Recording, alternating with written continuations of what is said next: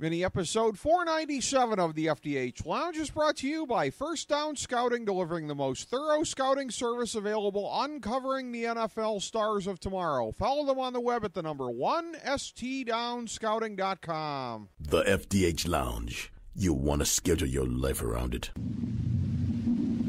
A long time ago, on a gloomy, wet Cleveland spring night, two men stand alone amidst the late-night drizzle. Their voices echo across the vacant station parking lot as they debate the merits of the great American radio show that have been missing for far too long.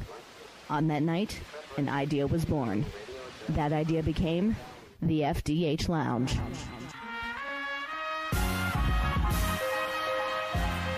Welcome to the FDH Lounge. Welcome, everybody, to FDH Lounge, mini episode number 497. Rick Morris and Kyle Ross coming at you, recording this live here at Casa de Riccio, and a little bit of a emergency here before showtime here. Not all the technical stuff in working order, so to speak, but we got that working. Kyle was actually the hero of the fix on that one here. So bringing together some tin cans here to get this podcast going. Absolutely, and coming off of another great week for you, a 4-1, consecutive 4-1s for you, 36-25, rallying late in the year. You were never in unprofitable territory, but now you are in the black by a nice margin. I am very good at this. You are very good at this. We closed strong last year, too, if I remember. But as I like to say every week, I hate this card. I do, too. This is a horrible one. I of all the things I can promise, I will promise this. There will not be a repeat of what I did last week when I went 11-5. I went 3-0 on my big three, 1-0 on my lock pick. That brings me to 98, 92-2 for the year. Almost a profitable territory, God forbid, although I'm still not there. 21-18 on my big three. That is profitable by a tiny margin. 5-8 on my locks for the year. As I always say, the last time that I did as good as this was week 5, when I said, okay, high water mark, jump off. If you jumped off and you start going the other way after going We're with me still doing this 5, gimmick, huh? Yes. 109, 94, and 2, Kyle. Oh. People would be doing very well by that. Almost Kyle Ross territory. If they had followed those guidelines for the year. But as I was telling you off air, a strange week. Everybody listening to last week's abbreviated show had to be laughing at me after Thanksgiving. I went 0-3. I also went 0-1 on Monday night, but I told you I went 11-5. That means I went 11-1 on Sunday. My Brownies were the only ones that I lost on. I never get that right with them. Every week that it's like they're going to take it in the posterior this week, they don't. Every week I think they're going to do something, they don't. 11-1 on Sunday. Me thinks we're going to get into a nice debate about the Browns on this show. Okay. We'll save that. All right. But I'll say this. They are one of the hardest teams to handicap. They are. In the league. God, they're hard. They are in that. They are firmly entrenched in that Jekyll and Hyde category in the power rankings where the big picture, the record fits. But when you break it down on a game-by-game basis, it's almost like they win when you think you just said this. I'm kind of just repeating you. They win when you think they wouldn't, and they lose when you think they do. You know, I mean, they go to Cincinnati and win, get hammered by Houston, win in Atlanta, lose at Buffalo. I mean, it's pretty crazy. But this is a card where you and I are going to disagree a lot. Well, now, I'm proud of you. When you text, I was not on the show last week, but you texted me your picks, and I loved your big three so much. We agreed on 2 of them, as a matter of fact, Tampa and Atlanta. I loved your picks so much last week. I was so proud of you. Thank you. This This week, to me, is going to put it to the test. Okay. I've been thinking that we're going to disagree more than we often have this year. You've kind of come around a little bit. But to me, this week, it's either take the ugly dog or pass on almost every game. There's a lot of short home dogs and a lot of big road dogs. I don't know. This is a week where I'm either going to do great or terrible. I feel. No so watch me do in the middle. I have no confidence. I was joking about last week on the show as I was relaying your picks that it was probably not a good sign for you. I agreed on all your picks. You ended up going 4-1. You and I had a lot of convergence last week. We will probably have less this week. You're going to hear me citing a gut feel probably on more of these games this week, and probably you too, just based on, again, it is so hard to get your arms around this. I have got one gut feeling pick this week. But the rest of them, I'm kind of sticking to my usual strategy. Okay. But the problem with that is, as it usually does, it brings me to the real dregs of the draw in the NFL. I mean, When I look at the teams I've got marked down, oh boy, they're not. They are not teams we're going to be seeing playing in January. I'll tell you that much. Yeah. And by the way, I always love doing the show live with you because we can, go in depth some more on the team. So on the games that I don't have a play on, I'll kind of give you a forecast now. Everyone's got 12 games in the books. Mm-hmm.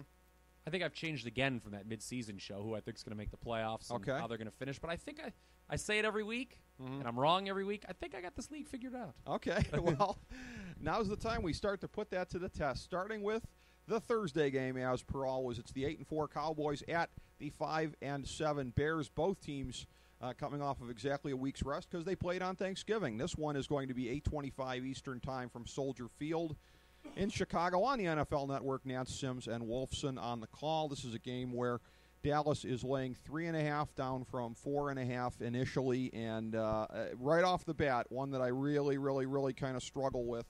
And again, just in looking at it here, when you look at the Bears surrendering about, I mean, they have a moderately decent rush defense, giving up about 106. The old rush game. defenses. I go back to this a lot. Yeah, I think this is a chance for Dallas to get well in the running game a little bit. I think it was a little bit of a fluke last week with DeMarco Murray having the kind of week that he did. And again, the Bears, as USA Today Sports Weekly points out in their recap here, which I thought was a very good point to make, they haven't worried as much about establishing the run early on as they should. If you have Matt Forte, how do you not just use him and use him and use him? When you fall behind 50-0 at halftime, it's usually time to give up on the run. I understand, but in the first and the second quarter, and again, he's still getting a lot of screen passes. Don't get me wrong. He's still getting a lot of touches, but as they pointed out, Chicago could do a better job in that. If you want to look at the offensive mismanagement of the team, it probably starts from that. Chicago's going to, I think, really have to change what their offensive philosophy is to be able to keep up in this game. I think it's a get-well opportunity for both of them, but I take it a lot more seriously for Dallas, notwithstanding my aversion to Tony Romo in December, which is slightly greater than my aversion to Tony Romo in all months. I will go with the Cowboys. Wow. Wasn't expecting that out of you. We know how you love those road favorites. Okay.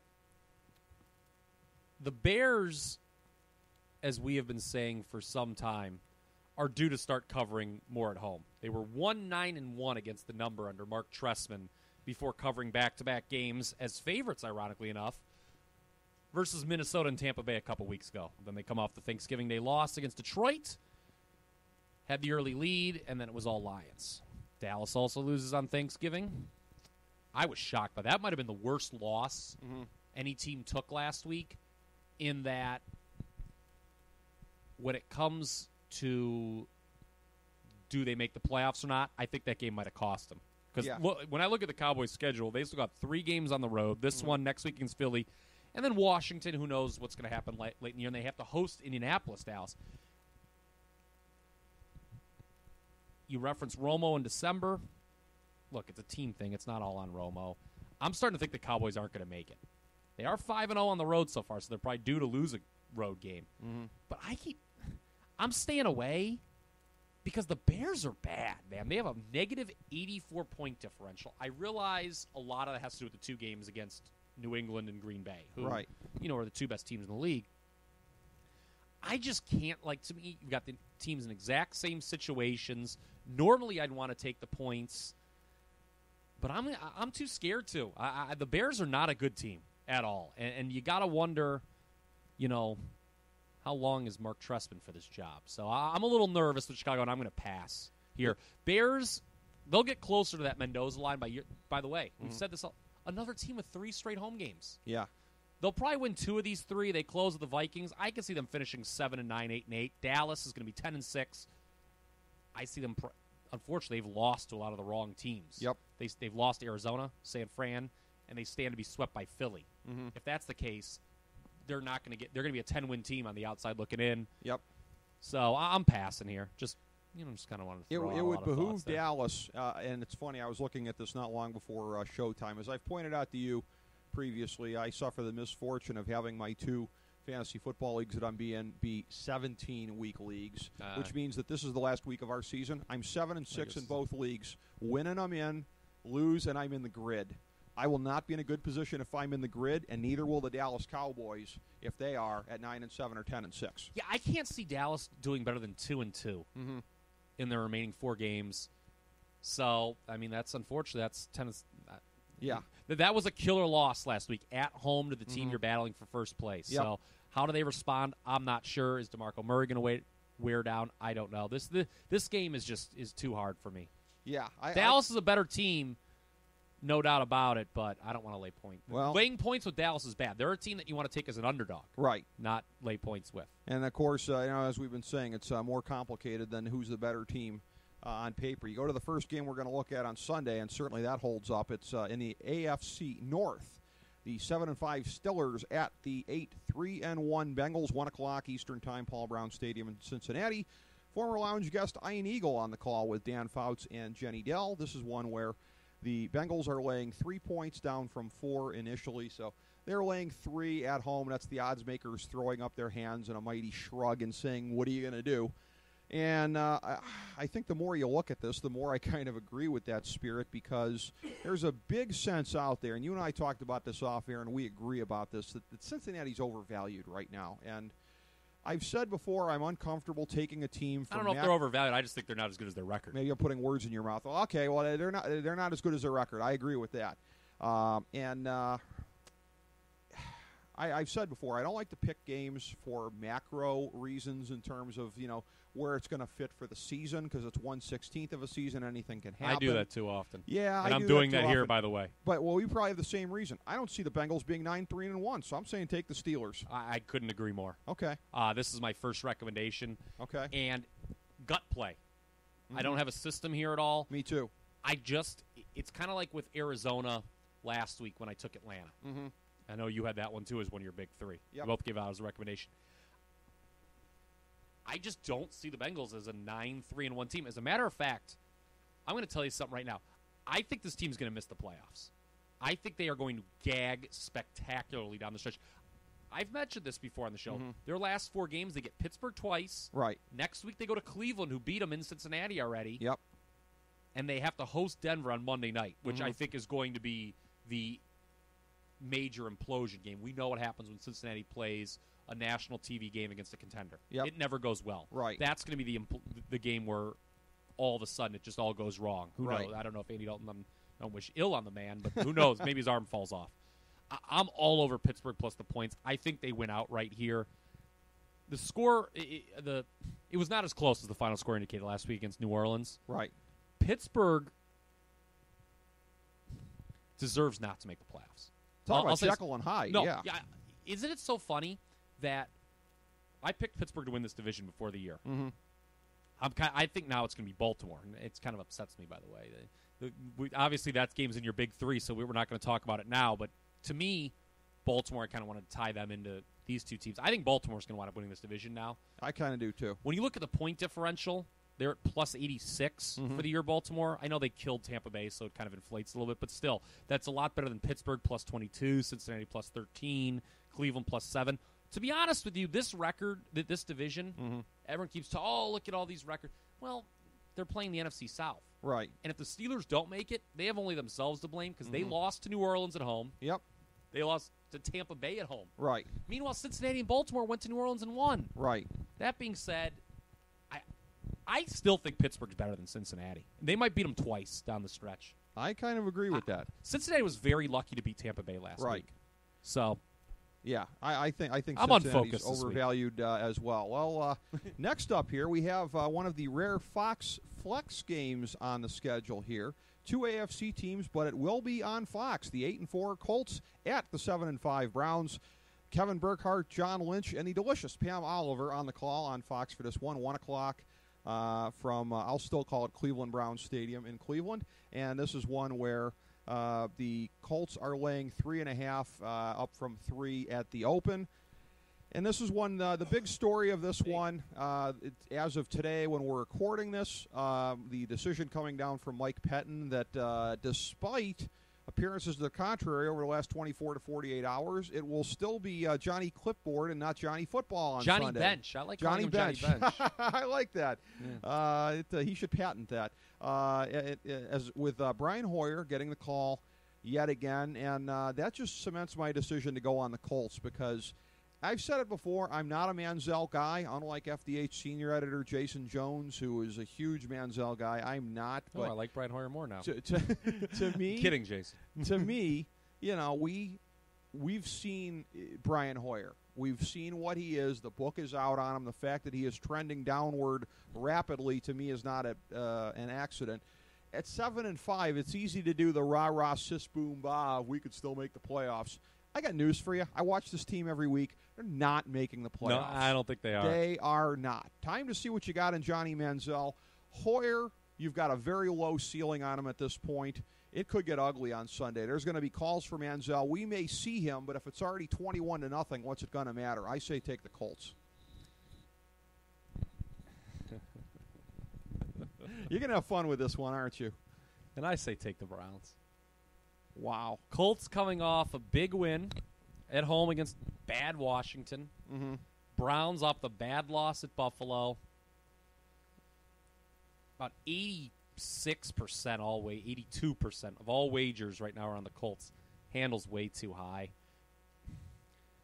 Either I'm going to look like a freaking genius with this, or I'm going to look real dumb. Okay. Indy's not going to win this game close because that record in close games is due to regress. So they're either going to completely annihilate the Browns. Kind of what I'm looking for, sadly. Okay. Or the Browns are going to win this game outright. Yeah, you're probably right. And I'm still holding on. Remember, now Atlanta's kind of we'll talk about Atlanta at the end in the Monday night game because it's been a couple weeks now since we've done this show together. Remember, one last place team always comes up to win the division the following year.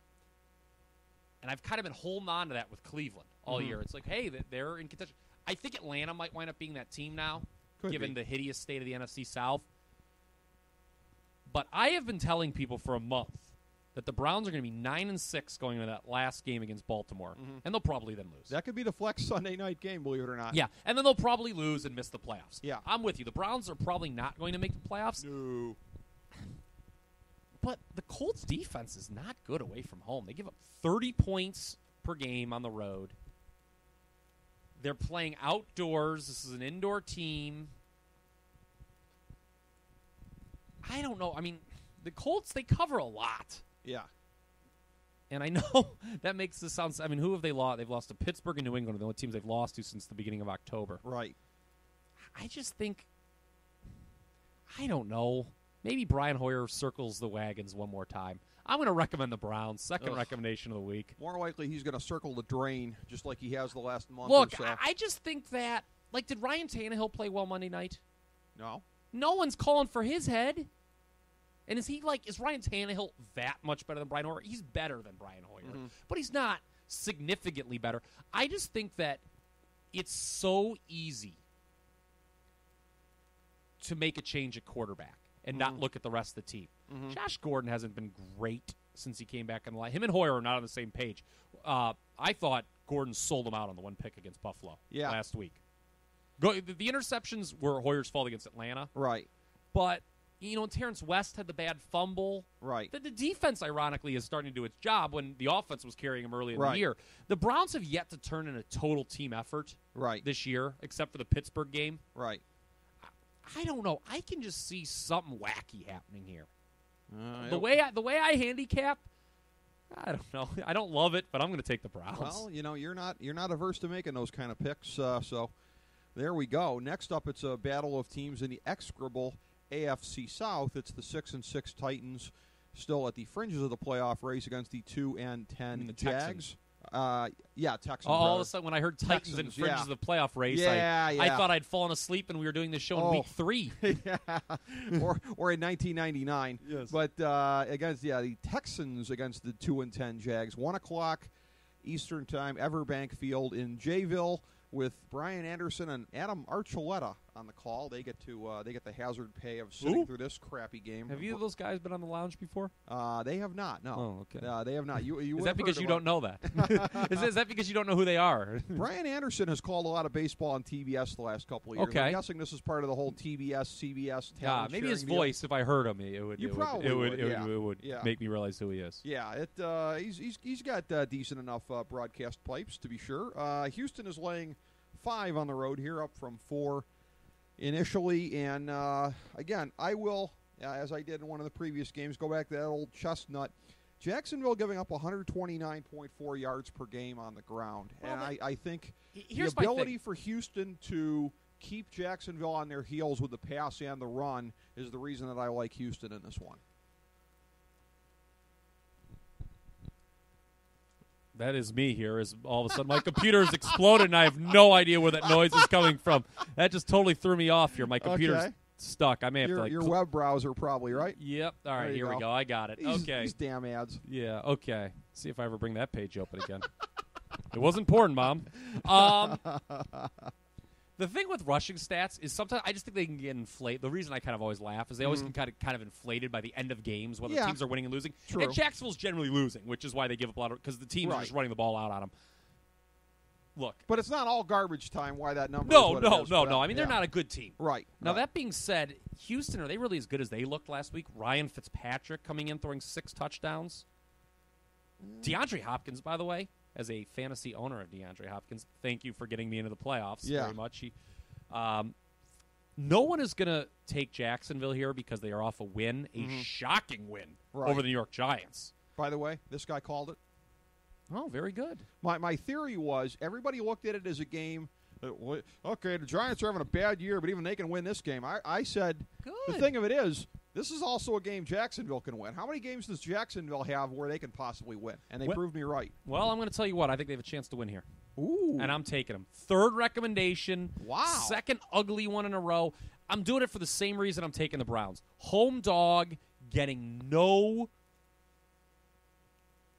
respect at all from bettors. They're getting 14% of all wagers, which is lower than the Browns at 18.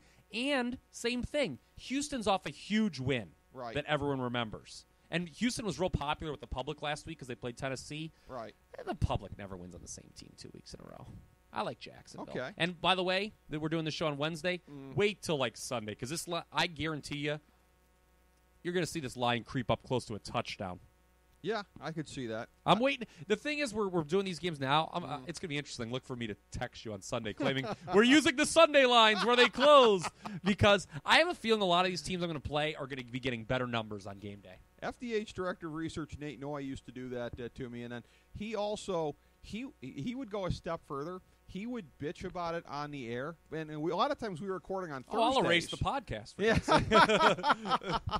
But it was the thing of like his ego was such that like he would bitch at me, and you know he would have to admit this even as he's listening to it that he would cry about it on the air. I'm like, dude, you know what are you doing? You're undermining me here. But by the way, Houston plays Jacksonville twice this week on the road, and the last week of the year at home. Very helpful. They're at Indy next week, which could be their season. Yeah. They're trying to avoid the sweep at the hands of the first-place team. And then they host Baltimore after that. Do we think Houston has any chance in the playoffs? Not with that schedule.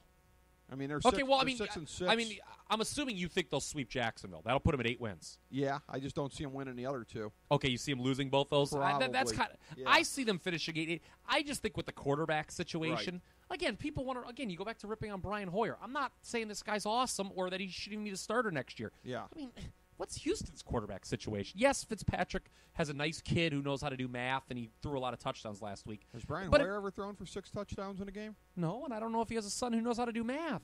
But, I mean, okay. Fitzpatrick 2, Hoyer nothing. Have you looked at Ryan Fitzpatrick's career record? Yes. It's like the worst ever for someone with that many starts. Weren't you scoffing off air when I was telling you all the people doing the whole, Brian Hoyer got him to 7-5, grrr, you know? Yeah, I know. When was Ryan Fitzpatrick ever been 7-5? He's like 5-700 is his record. His record's horrible as a starter. This is his third team that he's lost with. Chicken and the egg. I mean, how many teams has he really had a chance to win with? This team's not bad, this Houston team. Well, and they're 6-6 with him playing predominantly this year in there. I mean, you know, Ryan Mallett, all the Facebook GMs that week were like, oh, the Browns should have signed him. I certainly think Ryan Mallett has a much higher upside than Fitzpatrick, and that'll probably be borne out in the time to come. I think that's going to hurt him next year. O'Brien's going to stick with Mallett because Mallett's hurt and he's out for the year, right. So you don't know. He's going to be like, we got to give this right. Houston's got some good piece. Obviously, they've got the best piece in the industry on the defensive side of the ball, and J.J. Watt. And it's funny that this team's going to probably finish where we thought they would, but it's not going to be enough. The AFC has just more good team, or more.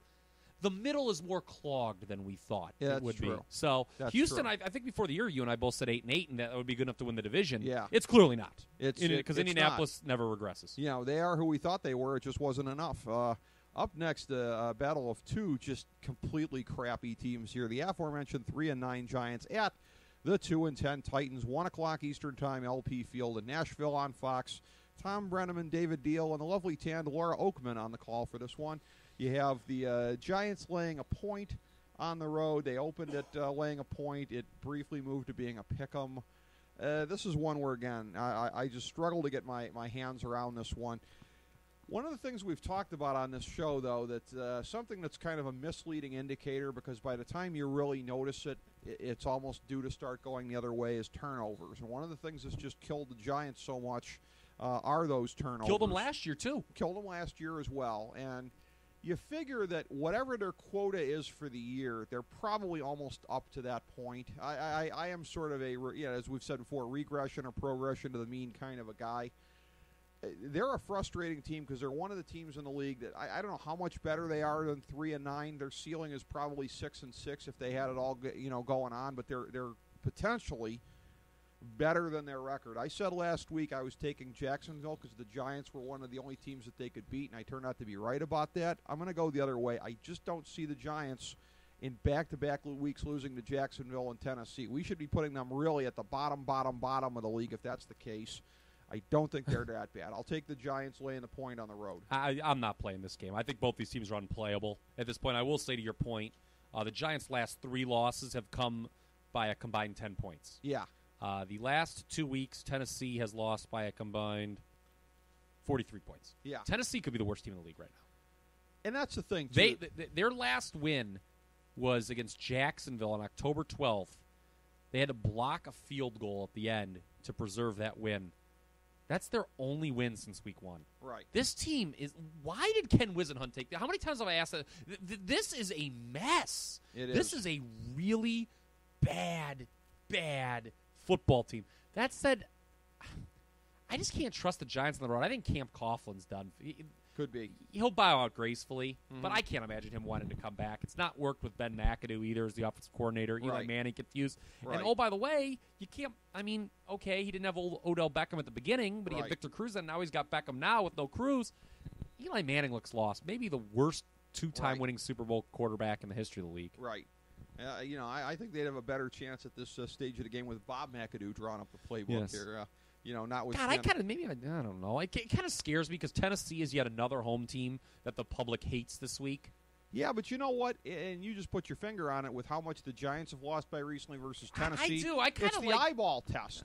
Like the Giants, it's like, yeah, they're not a good team at all right now. But with Tennessee, it's like, man, they're just a complete dog crap team. That's the difference as I see it.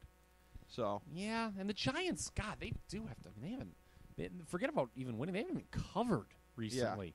Yeah. I mean, they've covered once in their last 7 games. Yeah. It was against Dallas, barely. Don't see it being the bounce back. But again, a week like this, I don't say that with any certainty. I don't have much certainty about anything that I'm saying this week. It just, watch this be one of my better weeks of the season, shockingly. But again, I'm queasy about being on the Giants because right now, why wouldn't you be? The next pick is going to make me queasy as well. The 2-10 Bucks at the 8-4 Lions, 1 o'clock Eastern Time, Ford Field in Detroit. Dick Stockton, Brady Quinn, Christina Pink on the call. And this is one where Detroit is coming off of Thanksgiving, a couple extra days rest there. They opened at laying 8.5. They're up to laying 10 at this point. But I keep coming back to in USA Today Sports Weekly highlighting this quote from Lovie Smith.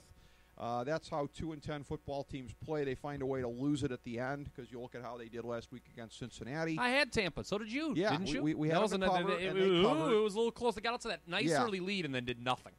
Exactly. And while I grant Lovie Smith his point that his team sucks, I also think that they're the kind of team that could pull a real penis puncher backdoor here on Detroit.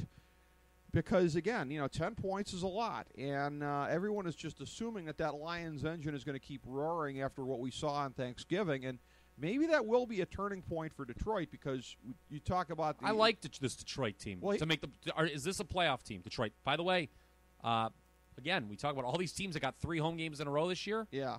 They're one of them, starting with the win last week against Chicago. And they got Tampa and Minnesota the next 2 weeks coming into their stadium. That should be a sweep. I have a hard time picking against them. They probably are as I look at it here, although that would probably mean me conceding on San Francisco, which I am loath to do even now.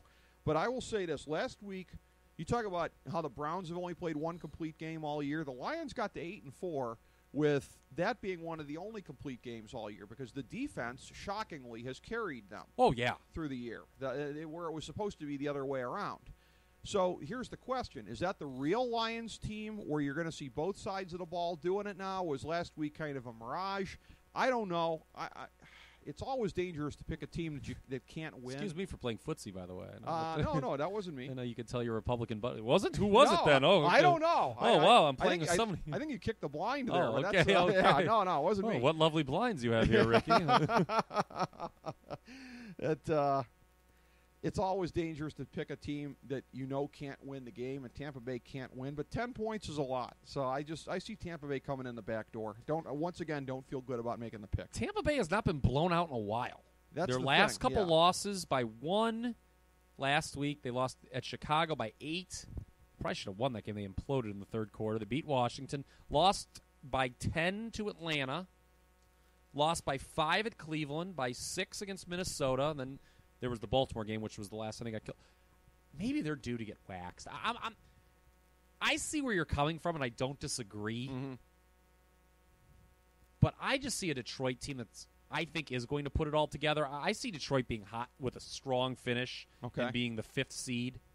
I think this team is going to be the one who's lucky enough to draw the NFC South winner in the wild card game. So I'm going to abstain. As much as I want to take Tampa Bay here, I mean, this is not a team that scores a lot of points. I see a lot of 17s and 13s in their last 7 games. They've scored one of those 2 totals in 7 of those 8. The exception being their 1 win against Washington. Right. And they're not going to score a lot of points here against Detroit. They're not going to score a lot of points against Detroit. I could just see at the post-game press conference when Lovie Smith gets asked. By the way, another horrible job by a first-year head coach. Ken Wisenhunt is getting a run for his money from Lovie Smith in terms of just doing nothing. A number of coaches clamoring to be the next one and done, but that's at the old post-game press conference here when Lovie Smith keeps getting asked about scoring 13 or 17 points, I look for him one of these weeks to channel Mark Henry and just say, "That's what we do." Up next. Flying over the head of the audience again, I see. Probably. But by the way, the only prediction that I do feel good about making this week is Adam Rose's mascot when he is unmasked. Oh, Jesus. I look for it to be Shane McMahon. Here come the bunny. Those are 2 horrible jokes in a row. Well, the good ones borrow, the great ones steal. That one came from Cheap Heat, so blame them. Yeah, the look on your face right now is not to be believed. Good grief. Up next, it's 2 teams with pretty horrible Super Bowl records collectively. It's the 7-5. Question. What? Did we skip Carolina, New Orleans? Or is that still to come on your list here? We did actually. Yes, Okay. yes. My bad. We will flip back to that one. You're absolutely right. I have a recommendation on it. That's the only reason I mention it. 2 very forgettable teams. How's that for a half cover on missing that one here? It's the 3-8-1 Panthers at the 5-7 Saints. 1 o'clock Eastern time from the Mercedes-Benz Superdome in New Orleans. 5-time lounge guest Kenny Albert on the call, along with Daryl Moose Johnston and Tony Siragusa. And this is one where New Orleans is laying 10 up from 9 initially. Well, this game is like the poster child for this week. When I talk about I hate this card, I hate this game. I don't have any kind of a sense here on this. Well, because New Orleans, look, they had that amazing – we haven't talked since this happened. Mm-hmm. Went 0-3 straight up and against the number at home. Yeah. Unbelievable. Right. Had not lost a home game with Sean Payton on the sideline since 2010 before that. Right. And then they go out and win next – and you call it. Yep, in Pittsburgh. They go out and win in Pittsburgh against a Steelers team off a bye. So now they're laying a big number to a real dog team. Right. Team that has not won in a long time. Yep. Remember Carolina was 2-0? Yep. And I was like, and everyone was, oh, where's the regression at? Well, they're 1-8-1 since then. Right. Well, they were carrying over the momentum from 2013 through the first 2 games. Yeah. I just, oh, boy. This is a tough one because you talk about taking teams that you think have no chance of winning. Right. Carolina has no chance to win this game. Yeah, but I think I'm going to take them plus the points. Recommendation, Carolina Panthers. See, I'm going with New Orleans because God, that's a horrible sounding pick. It is. But here's the thing, and it's contradictory because when I talk regression and progression to the mean, there's 2 trends here. One that I expect to continue, one that I don't. The one that won't is the streak of losing the 3 games in a row at home. That streak's over. Carolina that's why New Orleans is clearly going to win this game. And isn't it, haven't you said before, it's dangerous to pick a team where they're not going to win the game if you're counting on them coming in the back door. The other thing is here, too, a stat from USA Today Sports Weekly. They have been outscored, the Panthers, 178-75 in the first half. They get off to slow starts and get boat raced. Could you not see that happening again Sunday against New Orleans in the Dome, finally putting it together offensively? Kenny Stills giving them the deep threat last week. Could be turning a corner. Carolina only gave up 210 total yards last week on the defensive last year. Now, granted, that was against Minnesota. Yeah. And this is in the Dome. I'm telling you, I think the Saints are going to gag this year. They're not going to win this division. Remember, I was handing it to them midseason. I still got them to win the division. I think Atlanta's going to steal it from them. Okay. But New Orleans has to play outdoors 2 more times at Chicago. I think they're going to gag in the last game of the year at Tampa Bay and lose. Ooh. New Orleans. That would be a tough way to go down, no question. I'm looking Carolina if they're going to win it. By the way, Carolina, who I only pegged for 5 wins, they might be lucky to get there. Yeah, I don't. They think do so have at home this games point. against Tampa and Cleveland coming after this. They'll probably win one of those. Right. But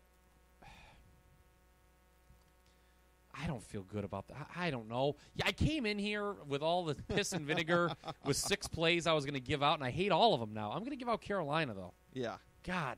Browns, Jags, and Panthers I've given out. Well, you knew I was going to crap on these plays, and I have pretty much. But God, I don't like these picks. I don't like this card. I don't like this card at all. This is an awful I need to card. I don't know. I need to go for a walk the or next something. game after is this. really tough. We've got back-to-back, probably 2 of the tougher ones on the slate here. 2 teams, as I was saying before, with awful Super Bowl histories collectively. The 7-5 Bills at the 9-3 Broncos. 4:05 Eastern Time, Sports Authority Field at Mile High. On CBS, Kevin Harlan, Rich Gannon on the call. This is one where Denver's laying 9.5, opened at 9. It's been up to 10, so it's fluctuating in that area there. And again, it's very hard to get a read on this one here. Both teams have very good run defenses. I'll cite the numbers, if only to keep the punchline going. 96.3 per game for Buffalo. Remember last week? Hold on. These are 2 legitimately good run defenses. Very, very good. And Denver 72.7 yards per game given up, which is, historically great, borderline.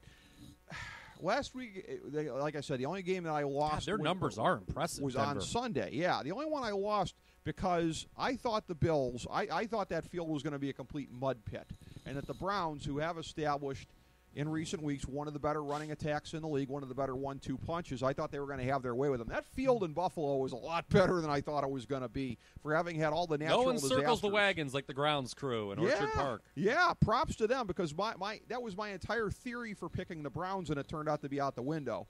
So it's a thing here where if both teams are pretty good at stopping the run, here's the way I look at it. With Kyle Orton at quarterback for Buffalo, one could look at it as a revenge game for Kyle Orton coming back to Denver.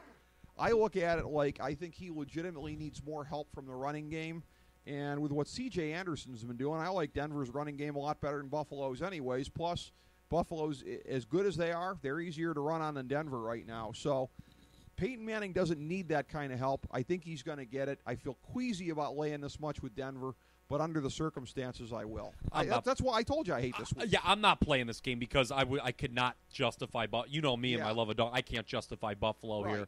Denver really hasn't played a complete game in a while, so maybe this is where they do. Kind of due for it. Now, I gave them out last week, a rare road favorite, by the way, that I gave out. And they did not give up much to Kansas City. Yeah. They gave up 151 total yards. Right. Good grief. I'll say this. This is my comment. Buffalo has no chance to make the playoffs. By the way, they have cash for remember those 5 futures I gave out at the beginning of the year? Right. How about this? 4 weeks ago in the season, I've already won 3 of them. How about that? Buffalo got their 7th win last week. That's a winner. And the Jets and Carolina have no chance of matching their win totals. Yeah. Now, I should be fair. Arizona has already – I've already lost Arizona, too, who I said would not win, who I said would win 8 or less. They're already at 9. And Kansas City will probably be a loss, too. I had them winning 8 or less, and they're at 7. So, quick note on this here. You touched on it with the AFC before. The fact that there are going to be – and we've seen this in the NFC in recent years, teams with good records missing the playoffs. Well, there's going to be a group of 9 and 7 teams not making it. And in the AFC, 9 and 7 is no guarantee of anything either. Here's why. You talk about teams like Tennessee, Jacksonville, the bottom Oakland, 4 are so bad. Yeah, I mean, they are basically depressing the whole thing here. They're inflating the middle class. It's sort of like the Fed running the printing presses in this country here. It's the same kind of effect with the bad because teams. Lord knows we wouldn't want a large middle class in this country. But that's a different podcast for a different day. Thank you very much. Buffalo's remaining schedule at Denver. Then next week they play Green Bay at home. At Oakland, at New England. They're not winning more than one game. No. They could beat Oakland, but they've got the 3 toughest teams left. It's over, and I don't like their prospects next year because they don't have a quarterback. Yeah. Enjoy the win over my Brownies because that's as good as it gets for you, Bills. No question about it. Also, 4:05 Eastern Time Sunday. It's the 7-5 Chiefs at the 9-3 Cardinals. Now you don't like Arizona anymore, huh? By the way, what's happening? How have the Cardinals done since the last time we did one of these podcasts? Lost their last 2. Yes, okay, yes, thank you. University of Phoenix Stadium in Glendale, home of this year's Super Bowl. Doing about as well as those University of Phoenix graduates. Huh? Greg Gumbel, Trent Green, and Evan Washburn on the call. Listen to this, elitist. Just because you, like me, went to the Harvard on the Hocking, you are copping elitism about private online institutions here. Yes. You have a game where Kansas City in this game is now it's a pick-em. They were getting a 1.5 from Arizona at the open. The odds makers losing what respect they had for Arizona. You could basically tell that by the way that the line is right now. Yep, they're saying Kansas City's better. They are, and at this point I'd be hard-pressed to disbelieve that because you add now the whole situation with Drew Stanton in there for Arizona, which has not gone well for them, and you add to the mix the fact that Andre Ellington, who has been banged up all year, is now even more banged up with that hip problem, might miss the game altogether. Oh, boy. You're taking away any semblance of a run game from Arizona against the team and account How's on Larry the pass Fitzgerald game to get looking? it going. What's it saying about him? Not because they can't do anything without him. Yeah. There's no reason to believe at this point that he's going to be out. It's always hard to say before the Thursday injury reports are released here, but that doesn't make it any easier. I'm on Kansas City because I think you're just pulling the Lincoln logs out from underneath Arizona one by one here at this point. And again, I don't see Arizona making the playoffs. I think they're a team that can collapse. Wow! I think they can collapse enough to miss it altogether, so I got to go against them here if I believe that. Kansas City and the pick'em is my pick. I was going to ask you a question, but you've already answered it. I was going to say, which team do you buy as as more likely to make the playoffs here? Or is the answer neither? I think Kansas City gets in. Neither, but I think Kansas City I think Kansas City gets in at 10-6. Right. I think they're going to win. They have this game and they have Pittsburgh as their 2 road games. Right. I think they'll win one of those, and then they'll beat Oakland. I mean, they've got that one. They'll get that. That's a big revenge one. By the way, we haven't done this podcast since that time. Gave out the Oakland Raiders. Said they had a chance to be an outright winner against Kansas City. They'd beat them. And I think they're going to beat San Diego in Week 7, which could be an elimination game. Right. That could be for a wild card spot that's in Arrowhead. So I see Kansas City winning 3 of their final 4 to get to 10-6 and making it. Arizona, I don't see them winning more than one game. Yeah, down the stretch. I think they're going to lose at St. Louis. That game, they may be in a play-in game against San Francisco that last week. They might I'm be. staying away though because I don't know. To me, I'm down on both of these teams right now. I've been down on Arizona all year. I've never been a buyer. I'll say this, though. It feels like they're really at a buy low spot, though. Like, everyone's sort of like, oh, the Cardinals stink now. They aren't that good. And that's sort of when maybe you should be afraid of them. I thought that people thought they were. If it's true, it's true, though. Yeah, but, everyone thought, no one thought they were going to lose at Atlanta last week. And I did. And now I feel the tides turned too far against them. Interesting. Okay. I feel the tide has turned a little too far against theirs, so I'm staying away here. Wow, Rick Morris now more bearish on Arizona than Kyle Ross. Go figure. Yeah, you told me they were out of your top 10. They're on the fringes of mine. Yeah, they are at the moment. Up next, it's the last time this will ever be a battle of the Bay Area with one of these teams looking to relocate next year. It's the 7-5 49ers at the 1-11 Raiders. 4:25 Eastern Time from Ocho Coliseum in Oakland. On Fox, Chris Myers, Rondé Barber, Jennifer Hale on the call. And by the way, of the two, in case you couldn't guess, it is the Raiders that will probably be going to L.A.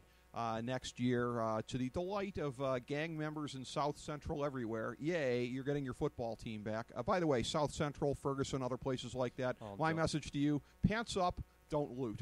How do you like that one? It's embarrassing. You got to be ashamed of yourself. Disgusted to be a part of something like that. San Francisco is laying 8 points, up from 7 initially. Another gut feel game for me. You know me. I haven't gotten out the Triple H shovel on San Francisco this year the way that everybody else has. You're going to go down with that ship, huh? I am a bitter clinger. I am clinging to my guns, religion, and San Francisco 49ers, as Barack Obama would say. And San Francisco, this is a get-well game for them. I am bitterly clinging to San Francisco. Oakland mailed it in last week. How can anybody believe in them at this point here? No pride, no nothing. San Francisco rallies to get it done this week. What idiot would take a team off a 52-0 loss? Uh-oh, look what we found. Of course I'm going to take the Raiders. Let's move on. Last 3 weeks, the 49ers have averaged 12 points per game. Just saying. Okay. Just saying. Do you expect that to continue against Oakland's defense? I think San Francisco's not making the playoffs. Well, you're not going out on a big limb by saying that. That's what most people are saying right now. You may very well be right about that. Well, what do you want me to say? The Oakland Raiders are awesome? What do you want me to start saying things that are not true? What do you want me to spike ratings and move the needle? You don't want to embrace debate all of a sudden? No, I don't. Never did. All right. Okay. No, I just think, Skip. Yeah, I just think it's, look, in all honesty, you know me. I see a number. This is, again, I don't feel great about it because I don't think they're going to win the game. Right. But it's a game where the public hates the home team, and I generally just gravitate toward those. I don't feel good. I mean, this is my 6th recommendation of the week. Okay. Yep. And 5 of them, oh, pardon me, this is my 5th. We haven't gone over the 6th yet, but I'll give you a sneak peek. Okay. The 6th is just, the 6th will make it 5 home teams that I don't really like, but okay. My handicapping acumen just tells me to take them. Okay. Any truth to the rumors, in your estimation, that Jim Harbaugh is taking his khakis to Los Angeles with the Raiders next year? I don't know. Okay. I don't have him on speed dial. I don't know. Okay. What are you trying to do?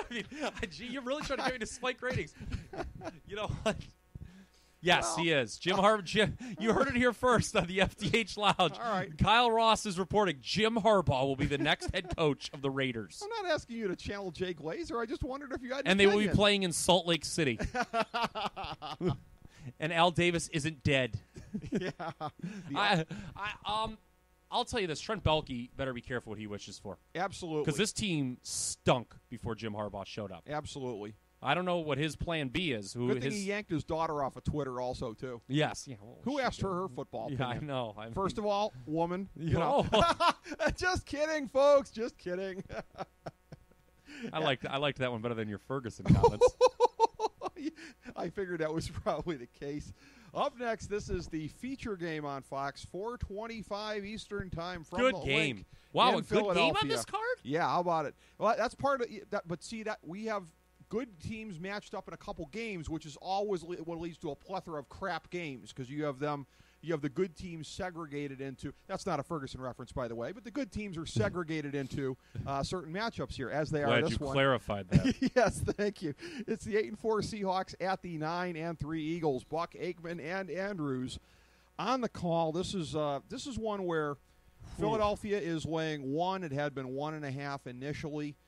A tough one for me, but – here's what I look at. I look at the clampdown way that the Seahawks defense has finally been playing the last couple weeks. As USA Today Sports Weekly correctly notes, as great as good old Big Mouth Sherman's been playing the last couple weeks, Earl Thomas has been playing even better. The secondary is rounded back into form. we've waited for this matchup for a while because I don't think these teams played each other last year. I think this is the first time Chip Kelly is facing the Seattle defense. So it's an interesting contrast. Yeah, because the Eagles were Kelly inherited a last-place team. Exactly. So this is one that we've been waiting for a while because that's the one test that Seattle hasn't faced yet, and that's going to undermine my point when I'm making my pick for the game of how they're going to face a team that plays at the pace of the Eagles. Nevertheless, I'm on the Seahawks because here's the thing. I go back to the Super Bowl. I go back to some other games that Seattle has played. Great defense, great offense. They have found a way to neutralize great offenses previously. I just can't go against them with the role that they're on at this point in time here. I think you would agree if there's any defense that could shut down Philadelphia right now, it would be Seattle. I just think that they can enough to get by at least. I'll take Seattle getting the point that they won't even need. Philadelphia unbeaten at home this year. Well, that feels like it's about due to tip over, doesn't it? Yeah, and they got two big ones coming up. Two biggest ones of the year this week, and then next week they can maybe finish off Dallas and win this division. I approach this game kind of like I approach Kansas City and Arizona, yet it's different in that those two teams I'm sort of soured on. These two I'm buyers on. Right. I don't want to play a game where I'm kind of a buyer on both teams. Right. This game may wind up deciding the second seed in the NFC. It could. Behind Green Bay. Serious playoff ramifications. Whoever loses here, it'll probably be their last loss probably of the year. I see both of these teams finishing pretty strong. Philly, they just didn't regress. They've got 9 wins. Wow. I mean, I'm not going to write off San Francisco's chances at Seattle, though. Unlike most people. Again, I'm a bitter clinger on that. Jesus, are you clinging to that? Seattle will lose one more game. Philly will probably lose one more game. I'm staying away. Look, I learned my only loss last week was going against Seattle, something I haven't done in years. Right. I'm not doing it again, but I just wonder if their offense can keep up. The offense is still a question mark with that team. I mean, you're not going to lose when you're only giving up 3 points, which is what they did in back-to-back games. But a San Francisco sandwich this game is, by the way. That's true. The schedule maker is doing a weird thing there, putting the two games 17 days apart. You have the best rivalry in the league, and you pull crap like that. They should have had one earlier. Like, it kind of cooled going into last week. It's kind of like everyone had forgotten. Like, I know that you bat your eyes at the Sherman thing, but it was people were into it. Right. That should have been like the first game of the year. Yeah. There's a very good case to be made for Thank you. That having been. Yeah. Think of it. It would have been the biggest opening night that they've had since they started doing the Thursday games, no question. Best rivalry in the league. You got it right there. So we talk about this again, a perfect example in the Sunday night game here. Again, the segregation of the good teams into these games here that leads to a crappy card the rest of the way. Thank you, George Wallace. No, well, I was going to say, no Kyle Ross. This is not the banks practicing redlining. This is the schedule makers that are practicing segregation of the good teams into just a couple of games here. I think you'd have to agree these are two of the better teams, certainly in the AFC. The 9-3 Patriots at the 8-4 Chargers, who are now back on track. 8:30 Eastern Time, Qualcomm Stadium in San Diego on NBC. Michaels, Collinsworth, Tafoya on the call in this game, and it's been a pretty steady 3 points that New England has been laying on the road this week in looking at this. And I look at this, and again, I've been a big buyer on San Diego the whole way. Continue to think that they're a team that could I was going to ask you about that clinger, man. Make some noise. I'm a bitter clinger even on San Diego as well. But I'm looking at this, and not to undermine my own point, but you look at their schedule, and I told you about it before the year. Yeah. It's brutal. But it's brutal down the stretch. But I'm talking about the 12 games so far, because my eyes were first drawn to the 3 games they lost. Kansas City was a lot better than we thought. Denver. That was close, too. Yeah, and Miami, who's been better than we thought. Then I started looking at the wins. Yeah, Jacksonville, the Jets, the Raiders again. Who are you doing an impression of right now? I don't know. I'll tell you what, though. I'll tell you what a nice-looking win they had was. Last week, gave them out +7. Although, I watched that game because I had it. Yeah. They were outplayed. When they got the ball back and had a chance to win, I was like, is San Diego going to steal one? And they stole one last week at M&T Bank Stadium in Baltimore. And the thing is, too, at 8-4, and I can't even believe I'm saying this for as high as I've been on San Diego, they don't have a lot of good wins against good teams this year. No, I thought. Well, they beat Seattle. We go back to this word again, segregation. Most of their tough saying games. That. Well, I don't know another word for it. We need a black and white for a drive-by. But most of the you talk about the toughness of their schedule. Most of it's highly backloaded. Starting here. Starting here. No team in the league has a more brutal last month than the Chargers do. Last week they passed the first test at Baltimore, which I took them last week. I'll be honest, I didn't think they'd win straight up. Right. They did. But they've had more candy cane wins than I kind of thought till I broke down the schedule. I mean, they're going to determine possibly who gets home field advantage in the AFC because the next 2 weeks they welcome in New England, who currently has it, and then Denver. Right. They've got to win one of those two. Right. And then they close at San Fran and at Kansas City.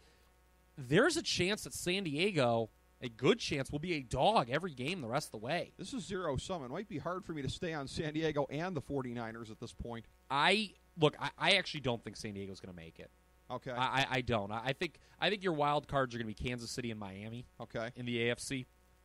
A chance for revenge from the Dolphins from that 1971 playoff game from double overtime with a field goal on Christmas Day. They wouldn't play each other, though. Because that's right. That's right. Teams. Yeah, remember 5-6. This isn't 1989 anymore, buddy. Yeah, that's true.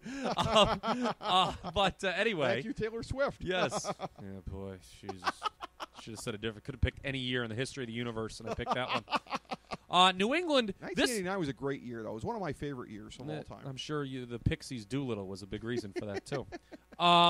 This is the only game left that New England might lose, which is why I'm not going to give them out, and I'm not going to play this game. Okay. New England closes with the division. They've got the whole. They play the AFC East the rest of the way. Okay. Miami, that's a huge revenge game. They're going to win there. Right. The Jets will have given up at that point. Right. And Buffalo may very well have too in the last week of the year. So New England could lose here. Right. But I'm not going to bet on. I'm not betting against Belichick off a loss. That's traditionally a very profitable spot for him.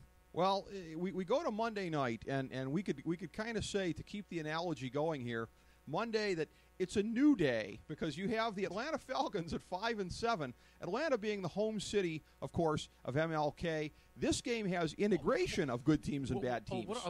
Integration. What are we doing here? It's integration, Kyle Ross. Yes. I'm staying with the theme here. It's the 5-7. It's a very disturbing program. Don't feel comfortable with this. The 5-7 Falcons, a bad team, notwithstanding the record, at the 9-3 I feel like I'm Packers. on Fox and Friends here, for God's sake. Jesus Christ. Fair and balanced. Yes, I'm tipping over right now. Against the 9-3 Packers. Let's see what Judge Napolitano thinks about this. We've got the Monday night team of Tirico, Gruden, and Salters on the call from Lambeau. He was the guy on the Daily Show the other night, wasn't he? I think so, yeah. Okay, he's got a nice tan. He's a smart guy. Yeah, interesting hairline as well. Green Bay is laying 12.5 in this one. Hello. 10.5 initially. Green Bay's just laying a lot here. As well they probably should. Yeah. Have you seen their resume at home this year? Yeah.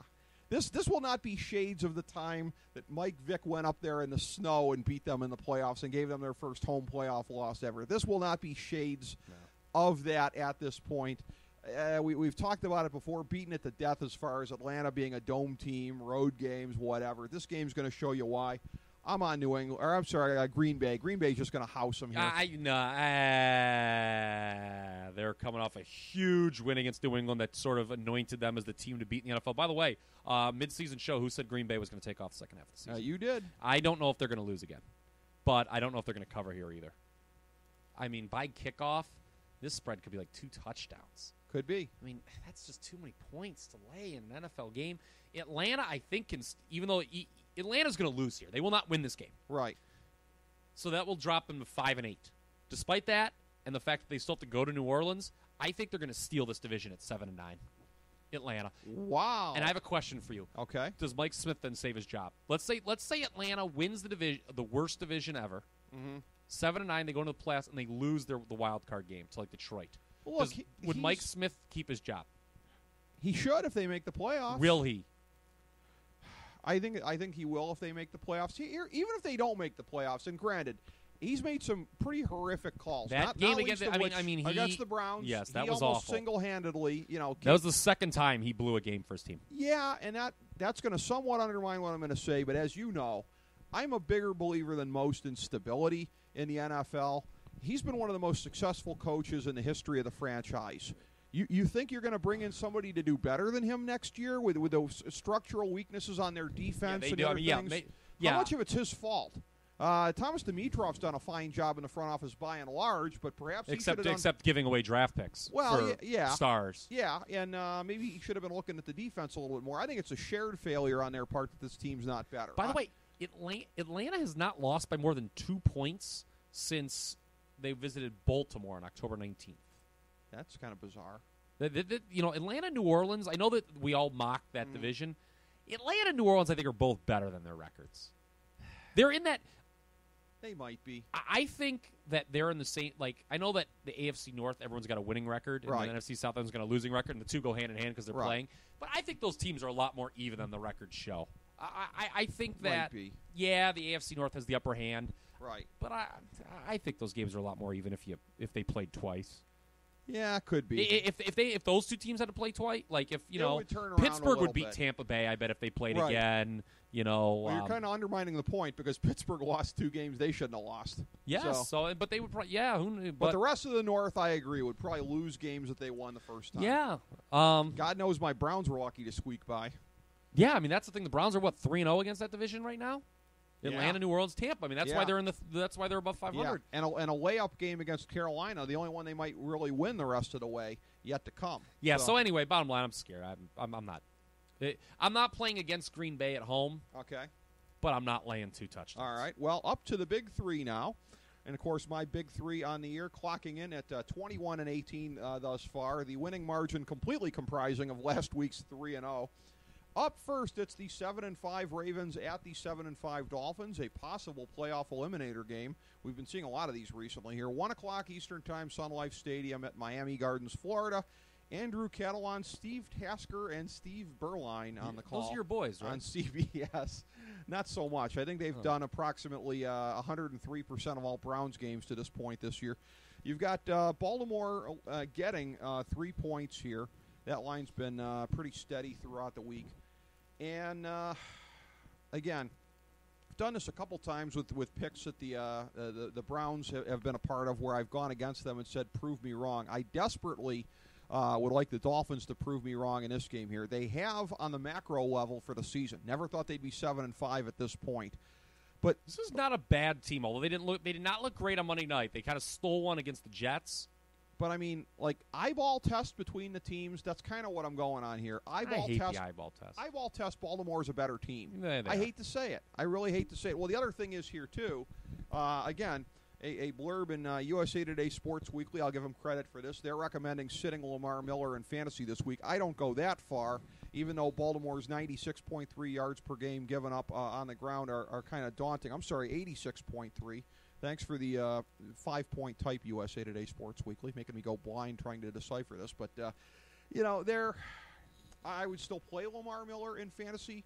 But bonus advice here. Bonus fantasy advice. You don't have to wait for the fantasy show later in the week here. But it does point out that Ryan Tannehill is going to have a harder time keeping it balanced, and that's what needs to happen. Ryan Tannehill needs to keep it balanced if they're going to have a chance. So prove me wrong, Dolphins, but I will take the Ravens for the first of my ones here. I said to you off air, it strikes me that Baltimore always does the Dolphins, even though I don't have the numbers to back that up. I think they've covered 4 in a row against them. Yeah, anecdotally as a Dolphins I had it up, fan, but then that noise started coming out on my computer, and I closed that page, to be honest with you. Okay. You did say that. But I'll say this. I was prepared to join you. Baltimore was going to be a game I gave out. Mm-hmm. They are not going to be a game I give. I'll tell you what. This line's right. These teams are Miami should be laying 3 here for home field. I mean, Miami, I'll tell you what, Miami's got a point differential that's nothing to sneeze at either. Okay. I think this is, when I watch this team, they're not a team that's going to win the Super Bowl, but in the AFC, look, they killed San Diego that one game. Right. This is a playoff team to me, and the winner here is going to be in the playoffs. I think this one here's what this is what scares me. I think this one matters to Miami more. I'm going to tell you why. They've got to go into Foxborough next week. That's a loss. They now. Remember, they were 8-6 last year, and then gagged their last 2 games and missed the playoffs. This year, it could be the same thing. They could be 8-6, but they've got Minnesota and the Jets coming to their place at home. I think that it's going to be reversed, and they're going to win both those. Baltimore their last 3 games, Jacksonville at home, that's a win. I know you can't. This is dangerous when you do it. Right. Jacksonville at home, at Houston, Cleveland at home. Baltimore, believe it or not, can lose this game and then win out and still take the division. Possible counterpoint on this. Miami playing, again, not that anybody takes the Jets seriously, but it was a Monday night game in division. New England next week. Is this a sandwich game? It could be. No, that's why I'm ultimately staying away. Okay. I'm not turning and giving out Miami by any means. Here's the thing. Baltimore's kind of off a phony loss. Miami's off a phony win. That's what I was looking at initially. Okay. Baltimore outgained San Diego in that game, I think. Maybe 340 for San Diego. Oh, yeah, they outgained them significantly. And they should have won. Oh, no, they didn't. Pardon me. I was looking at the wrong thing. They were outgained. They were outgained. Oh, God, and they were +2 in turnovers and stuff. They really should have won that game last week. Oh, that's one they're going to kick themselves for. But and Miami kind of really had no business. I mean, they were sleepwalking the whole way through. Right. Nick Folk gave them a break there with some missed field goals. Right. I'm just a little leery here because I think everyone's expecting the Baltimore bounce back, and Miami's not. Miami's a little better than we all thought. They are. That makes me queasy. Look, I'm going to be queasy on my last 2 recommendations as well. This whole card makes me just sick to try to sick in the stomach. To Sick try to over make a this pick thing, on. King. I am. I'm It's, sick over this thing, King. I didn't. It makes me nauseous here trying to get a handle on this. Yeah, nauseous. Nauseous? Are you nauseous? Well, wait till you hear what the next one is. The 2-10 Jets at the 5-7 Vikings. Why would you 1 play a o'clock game Eastern like this? Time. Because I don't have a good handle on too many games. That's why. Not that I have a good handle on this, but I got to pick 3 games. 1 o'clock Eastern Time, TCF Bank Stadium in Minneapolis. Spiro Ditas and Solomon Wilcots on the call for CBS. Here's what I'm looking at here. The Vikings, say what you will about them at 5-7 there, but 3-2 in their last 5 games. Mike Zimmer's done a good job. Mike Zimmer, you talked about first-year head coaches. He's the one that doesn't suck because Jim he's got Caldwell, who has been a head coach Jim before. Caldwell's been very good. But Mike Zimmer, I mean, if you would have told me at the beginning of the year this team would be 5-7 without having Adrian Peterson for the whole year because he likes to cane his 4-year-old in the balls, I would not have believed that they'd be 5-7. Is that what he likes to do? Well, that's what the charges were, weren't they? And he settled out of court, so there you go. But they've done an incredible job to get to 5-7. Teddy Bridgewater, who I wanted the Browns to take over Johnny Manziel, starting to get it going a little bit better here. Look, the Vikings are laying 6. I like this better a lot. This line a lot better when it opened at 4.5. The 6 is what makes me nauseous. I don't have any doubt that the Vikings are going to win the game. Do you have any doubt that the Jets are going to go to Minneapolis and lose? They don't win a lot on the road, do they? No. They suck wherever they're at. Yeah, they have not won on the road this year. They're a horrible Are they going to win? Are they going to win a game the remainder of the year? They have 3 of their last 4 on the road. They're at Minnesota, at Tennessee. They could win at Tennessee. They're not beating New England, and they're not beating Miami. That's it. This is Minnesota's kind of who we thought. I said 6 wins before the year. They may end up with 7, assuming they win here, and maybe they beat Chicago the last week of the year. They've been marginally better than we thought. Bridgewater was not supposed to get into the lineup as early as he did either. Here's the thing, too, though. I mean, unlike I kind of like the Jets sort of now. Unlike you, I don't really, I don't. You'll take any team under any circumstance if it fits your situation. You know me. You know that I rule a lot of things out. And one of the things that makes me all the more nauseous is if it's 2 absolute crap teams playing one another. That's why I'm not giving this one out on this program. I don't think Minnesota's a crap team anymore. They're 5-7. I think they are what their record says they are. 5-7 in the NFC is not horrible.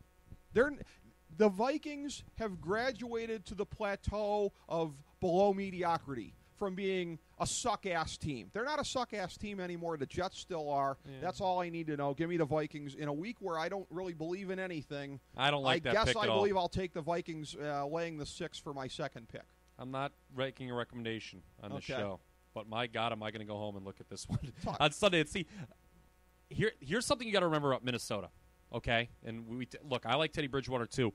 This offense gained only 210 total yards last week. 2 of their touchdowns were on blocked punts. Were they going to block punts every week? No, ironically, I think the Jets had one blocked last week against Miami, didn't they? Yeah. That set the Dolphins up. No one likes the Jets here. Right. I personally, I don't know. Minnesota, this is their second week in a row laying points. This is the most points they've had to lay in any game this year. I'll tell you what. They're playing two garbage teams, though. That's true. You got to look at They've the covered 5 of their last 6, Minnesota. Yeah. They're better than you think. That's what I keep coming back to. The Vikings are better than you think. Or I think they're just as kind of what I think. Like I said, I thought they'd be a 6 or 7 win team before the year. That's what they're going to be. All right. I'm not doing it. I'll tell you what. Look, I might text you a whole different set of picks on Friday, by the way. All right. Well, these are the ones that are going to show up on the show at any rate. Not if I have anything to say about it. The last one here, and again, this makes me queasy, nauseous. Oh, my God. This is your lock pick? This is my lock pick. Oh, I'm going against it. Well, I told you. I don't, as regards this week's games, as offensive as Walter from the Big Lebowski might find it, I am a nihilist when it comes to this week's games. I don't hardly believe in anything this week. I don't have any strong feelings. That's how a game like this ends up being my 1,000-star gold-plated lock of the millennium for NFL Week 14. My locks are 5-8 to this point of the season. It's the 5-7 Rams at the 3-9 Redskins, the RG3 Bowl, which coincidentally he won't be playing in because he's been benched these days. 1 o'clock Eastern Time, FedEx Field in Landover, Maryland. By the way, I said at the time it was a suck-ass deal, and Washington should never give up all those picks for him. But to be honest, yeah, let's fair is fair. Well, but they might get a 3rd or 4th round pick for him this year. No, that's not what I was going to say, Mr. Know-It-All.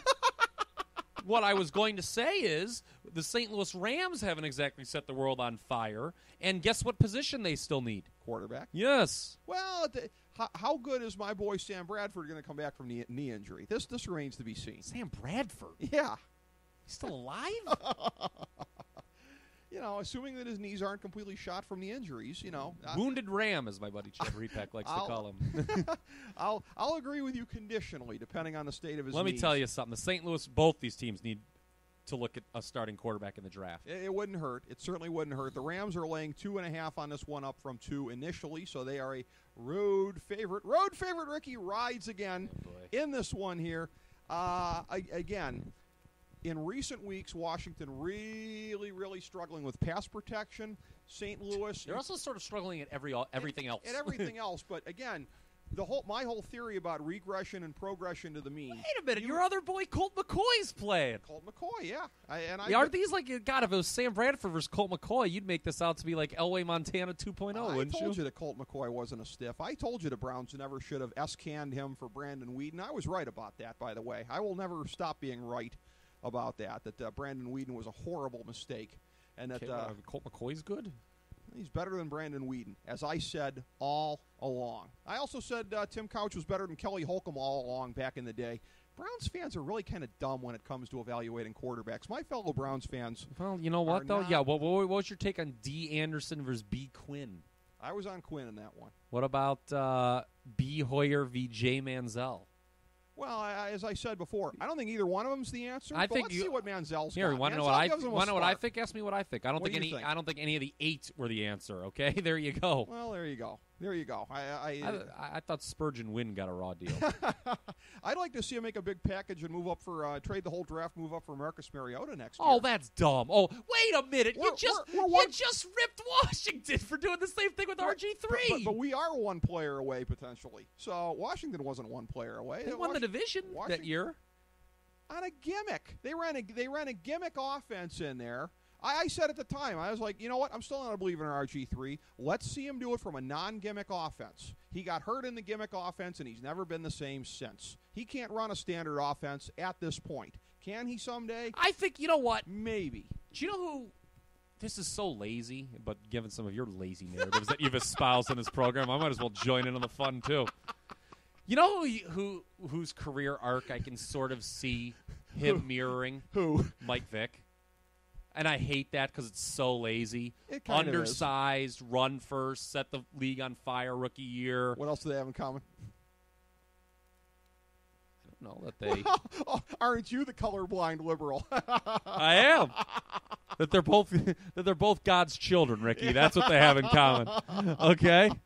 Give That's me awesome. a break. What do they have in common? They both play quarterback in the NFL. Both got better bank accounts than me. I'll tell you that much. But no, but let me expound on that. Okay. Vic went to Philadelphia. He had the Renaissance 1 year. Right. I could see RG3 going somewhere because I don't think he's starting in the nation's capital next year. No. He's not. But if maybe he gets hooked up with the right coach, right? Because look, Shanahan hated him. Right. I don't think Jay Gruden likes him either. Right. And I'm not sure I like him. Right.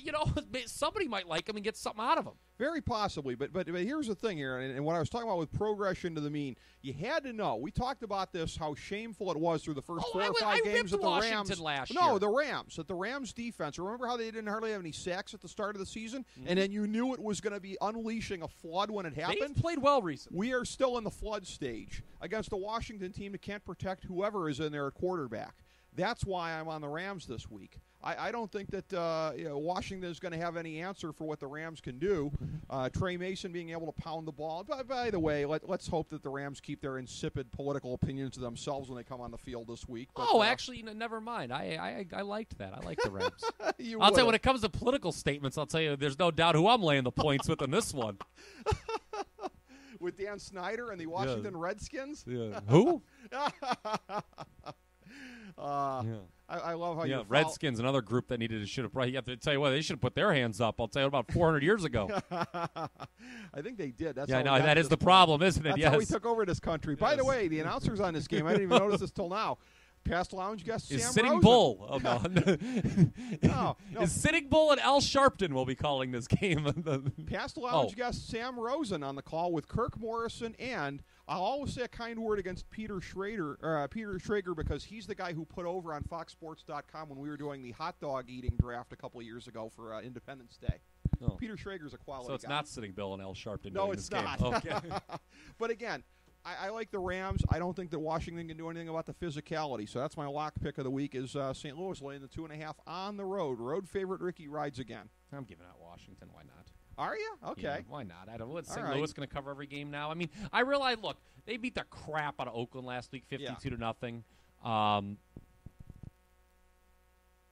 I mean, I thought they were pro. I thought their political, they're espousing political views. I'll tell you what, it took a lot shorter time than it does to listen to the national anthem every game. I'll tell you that much. What do you got to say about that? Are they going to do the principled thing and refuse any police protection here at different places? Are they going to be consistent about that? As long as they're going to smear police officers as murderers. Well, I don't think that's what they were saying. I think, maybe. Yeah, going with the whole hands up, don't shoot libel about what actually went down there. Sure it is. You don't. Maybe they were just, maybe they were saying hi.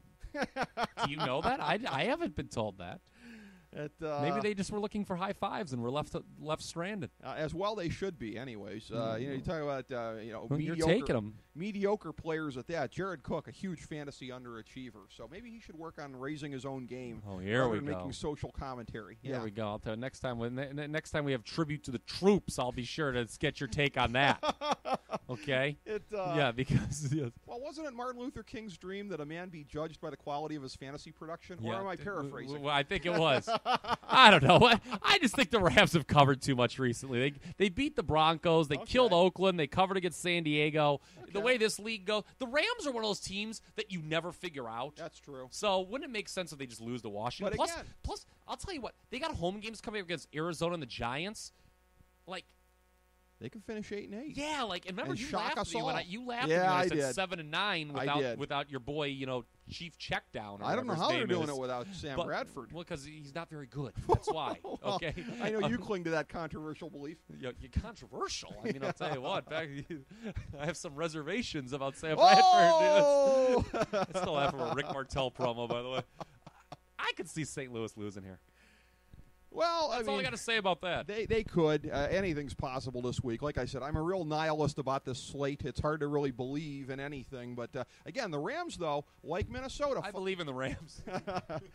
5-7, though, like Minnesota, better than you think, basically. So your big picks here, Pittsburgh, Cleveland, Jacksonville, Carolina, Washington, and Oakland. A real rogues gallery, as a little guy once said. I'll tell you what, we say that every week at this time, and I'm doing all right. Yeah, that's true. Well, I mean, I got a couple of rogues in there as well. Not Baltimore in the first one, but Minnesota and St. Louis.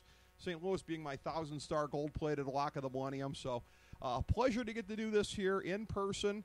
And, we had a little bit of extra time here for getting through the wrap-up as per always. So always great to get to do this with you. Absolutely. And we'll run through the slate here again next week. Look forward to a profitable Week 14, as the last couple have been for us here, especially you. Yes, I can't wait. And, I can't wait. All right, we'll break it down here. Look for us next week, NFL Week 15. Thank you very much for joining us here in the FDH Lounge.